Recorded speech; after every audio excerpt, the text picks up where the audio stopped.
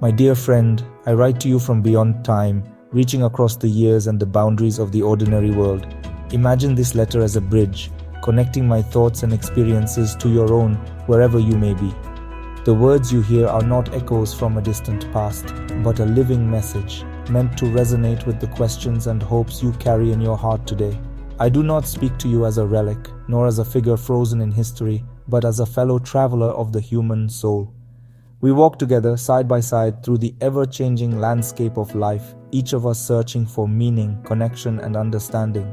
Our journeys may be different, but the questions we ask and the feelings we experience are deeply shared. My life's quest was never for fame or recognition, but for a deeper understanding of the vast, mysterious world that exists within each of us. I devoted my days to exploring the hidden realms of the mind and heart, seeking to illuminate the shadows that so often shape our lives from behind the scenes. The mysteries of the inner world are as profound and boundless as the stars above us. So let us set aside the idea of a formal lesson. Instead, picture us together in my study, the gentle light of Lake Zurich shimmering outside, a warm fire crackling nearby. The air is filled with the scent of old books and the comfort of shared curiosity. Here, in this safe and welcoming space, we can speak openly and honestly, as equals and as friends. Today, I wish to speak with you about the shadow, a part of ourselves that is often misunderstood and sometimes feared. The shadow is not a monster lurking in the darkness, but a hidden strength, a wellspring of creativity, and a key to becoming whole. By turning toward our shadow with curiosity and compassion, we discover parts of ourselves that long to be seen and understood. The psyche is not a cold mechanical device, but a living, breathing organism, one that seeks balance, healing, and growth. It speaks to us in symbols, dreams, and feelings, inviting us to listen and to learn. When we honor the language of the soul, we begin to understand ourselves and others in new and profound ways. So I invite you to join me on this inward journey. Like the heroes of old tales, we will venture into the unknown, face our own shadows, and return transformed, with deeper self-knowledge, greater compassion, and a renewed sense of wonder for the adventure of being human. Let us begin this exploration together, with open hearts and curious minds. I was born in a small Swiss village in 1875, surrounded by the serene beauty of the Alps and the gentle rhythm of rural life. The air was crisp, the seasons distinct, and every day seemed to carry a quiet sense of wonder. My earliest memories are filled with the sound of church bells echoing through the valley, the laughter of children playing in the fields, and the comforting presence of my family. Life in the village was simple, yet it was here that the seeds of my lifelong curiosity about the human soul were first planted. My father, a pastor, filled our home with the teachings of faith, discipline, and tradition. He was a man of conviction, whose devotion to his beliefs shaped the very fabric of our family life. My mother, on the other hand, possessed a quiet, almost mystical intuition. She seemed to sense things beyond the ordinary, and her gentle wisdom often guided me in ways words could not express. Between them, I was raised in a world where the spiritual and the mysterious coexisted, each offering its own kind of guidance and comfort. Even as a child, I felt a strange duality within myself. There was the boy who played in the meadows and learned his lessons, and then there was another presence, an ancient, wise observer who seemed to watch from within. Sometimes I would catch my own reflection and feel as if I were looking at someone much older, someone who carried memories from a distant past. This sense of having two personalities, one rooted in the present, the other echoing with the wisdom of ages, became a central theme in my life. This inner duality drew me toward the study of the mind. I became fascinated by the mysteries of dreams, the language of symbols, and the hidden patterns that seem to connect all people. As a psychiatrist, I listened deeply to my patients, not just to their words, but to the stories their unconscious minds were trying to tell. I began to see that beneath our individual experiences, there were universal themes, archetypes, that linked us all, regardless of our backgrounds or beliefs. My friendship with Sigmund Freud was a turning point. We shared a passion for exploring the depths of the psyche, but our paths eventually diverged. Freud saw the unconscious as a repository of repressed desires and personal secrets, but I came to believe it was much more, a vast collective reservoir of human experience shared by all. This belief led to our eventual break, but it also opened new doors for me, inspiring a lifelong quest to understand the deeper layers of the mind. My most profound discoveries came during a period of intense self-exploration, which I recorded in what would become known as the Red Book. In its pages, I confronted the many facets of the psyche, the persona or the mask we show the world, the anima and animus, the inner feminine and masculine forces that shape our relationships and creativity, and the countless other figures that inhabit our inner landscapes. Each part had its own voice, its own story, and together they formed the tapestry of the self. But perhaps the most crucial encounter was with the shadow, the hidden, often misunderstood aspects of ourselves that we fear or deny. Facing the shadow was not easy.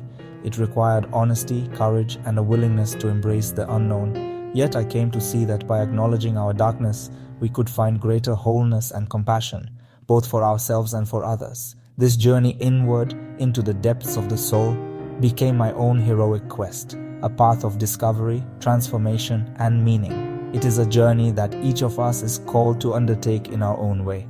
Today, as we begin our exploration together, I invite you to join me in venturing beyond the surface into the rich and mysterious world within. Picture your mind as a grand house. The sunny parlor is your ego, your conscious self, shaped for the world. This is your persona, the mask you wear to fit in.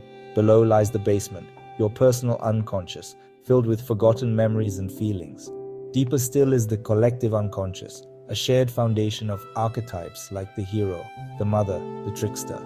In the shadowy corners dwells your shadow, not a monster, but the hidden side of you, made of traits you'd rather not see. Understanding the shadow is essential to truly knowing yourself.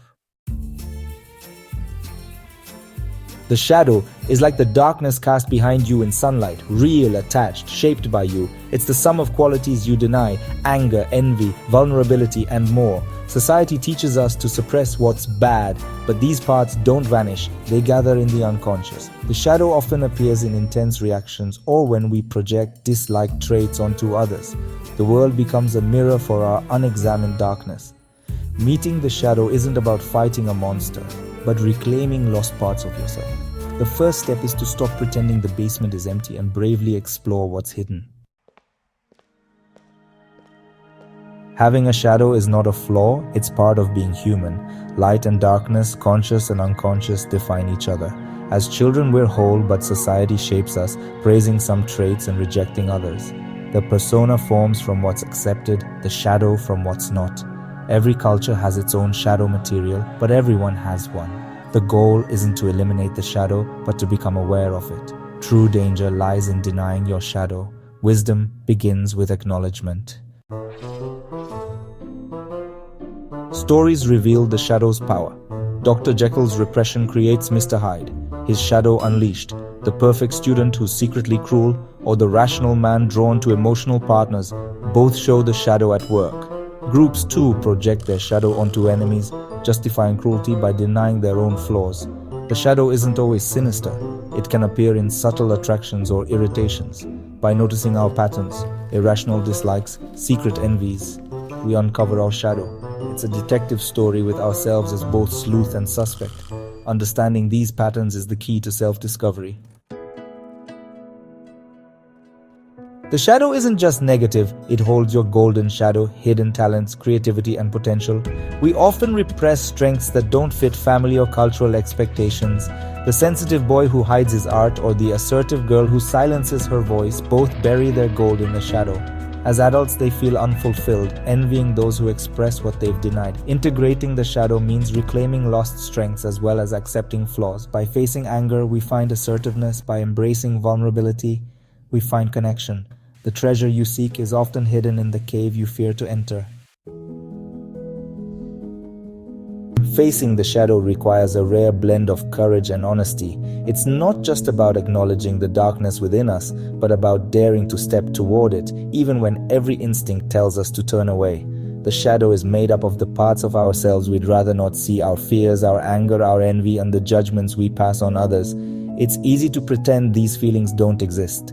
But true growth begins when we choose to look at them directly, with curiosity instead of shame. Start by noticing your strongest emotional reactions. Those moments when anger flares, envy stings, or judgment rises unbidden. These intense feelings are like signposts, pointing toward hidden aspects of yourself that want to be seen. Instead of pushing them away, pause and ask, what is this emotion trying to tell me? What part of myself am I seeing reflected in this moment? Often the things that bother us most in others are mirrors for our own unacknowledged traits. Dreams are a powerful tool for shadow work. In the world of dreams, the shadow often appears as a pursuer, a rival, or a mysterious figure lurking just out of sight. These dream characters are not random. They are messengers from your unconscious, inviting you to explore what you've hidden from yourself. When you wake, write down your dreams and notice the feelings they evoke. What is the pursuer chasing you for? What does the rival represent? These questions can open doors to deep self-understanding. Instead of fleeing from these inner figures, try turning to face them. Ask either in your imagination or in your journal, what do you want from me? What are you here to teach me? Often the shadow holds gifts, creativity, strength, or wisdom that we've denied ourselves. By listening, we begin to reclaim these lost parts. Active imagination is a powerful way to engage with your shadow. Through writing, art, or even dialogue, you can give form to these hidden aspects and begin a conversation with them. Draw the shadow as you see it, write a letter to it, or imagine a dialogue where you ask questions and listen for answers. This creative process helps you build a relationship with your shadow, transforming fear into understanding. This journey is best supported by a trusted guide, a therapist, mentor, or wise friend, someone who can hold space for your discoveries and help you navigate the difficult emotions that arise. But remember, the work of facing your shadow is ultimately yours alone. No one else can walk this path for you. Taking responsibility for your inner world is challenging. It means owning your feelings, your reactions, and your choices, even when it's uncomfortable. But as you do this work, you'll find that self-knowledge grows, and with it, compassion. For yourself and for others who are also struggling with their own shadows. The reward for this courageous journey is a sense of wholeness and inner peace that no external success can provide. By embracing your shadow, you become more fully yourself, integrated, authentic, and free to live with greater joy and compassion. Exploring the shadow is not morbid but hopeful, the path to wholeness, not perfection. Individuation means becoming a unique, whole person by integrating all parts of yourself. This is a lifelong journey with progress and setbacks, requiring compassion and persistence. Embracing the shadow makes you more responsible, not less. You gain power over what you acknowledge. By bringing darkness into light, you harness its energy for growth and creativity. The world needs whole people, not perfect ones. Those who faced their darkness and gained wisdom. The journey inward is the greatest adventure. Walk it with courage and an open heart.